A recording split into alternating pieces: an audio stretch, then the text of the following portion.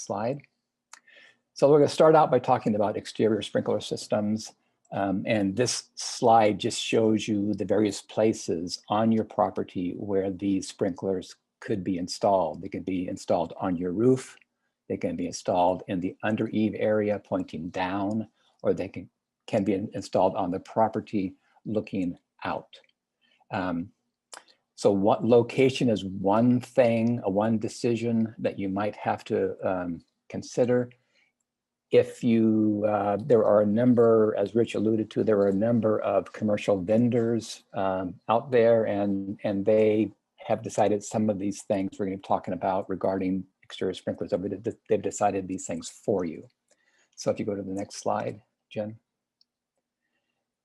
A couple of years ago, a few years ago, before I left IBHS, some colleagues and myself developed a number of these wildfire research fact sheets in conjunction with NFPA, and one of them was on exterior sprinklers. So these are readily available online. You can go and read some of the issues, but I think two things that are pretty clear about use of exterior sprinkler systems is that, one, you want to have a standalone water supply. You don't want to rely on municipal water. You can utilize it. It wouldn't be available necessarily for first responders and the like. And you want to anticipate your power going out. And so you would want a backup power supply or a way to deliver the water that doesn't rely on electricity, for example, so that you can have various generators that would be electricity, but there are some pressure delivery systems. You can sort of rely on that, for example. There are a number of factors that really dictate how well one of these systems might work. As I indicated, a lot of the a lot of the commercial providers have decided many of these things for you if you choose to go that route, but you can buy off-the-shelf sprinklers that are meant to be on your roof or on your property, and you'll have to decide some of these things yourself. What's the pressure going to be? How will the system be activated?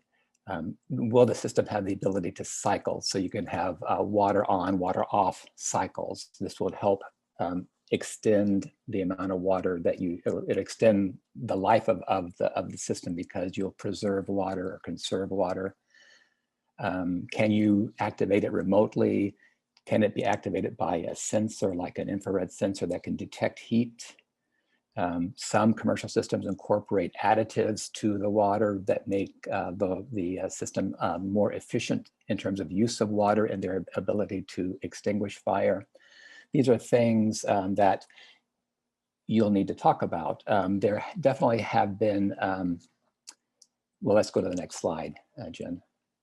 So this is an example of a home project, a DIY project, where the sprinklers were installed on top of the roof.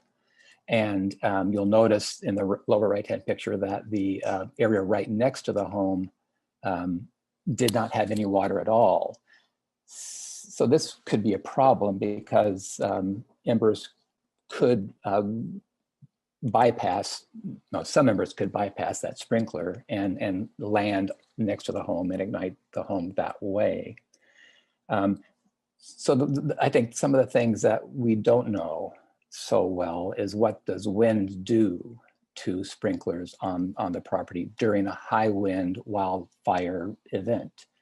So it's possible that the wind would make the water from the sprinkler system land next to the house. So I think you just need to be cognizant of the fact that the water on a calm, sunny day, when you turn it on to check it out, it may not do exactly that during a windy wildfire event day. And we know that wind has the greatest impact on coverage. So wind can blow the water in various directions, not necessarily where you want it to go. There has been just a little bit of third-party or independent research on the effectiveness of these sprinkler systems. One that I'm thinking of was done a few years ago by a Canadian government research entity, FP Innovations, and they did clearly demonstrate that a sprinkler system on the property pointed toward the, in this case, their test building, did survive a wildland fire in a forested area. So, I think that these things can help. I think there are just a number of factors that you need to consider when you're deciding whether or not to use this particular kind of a system.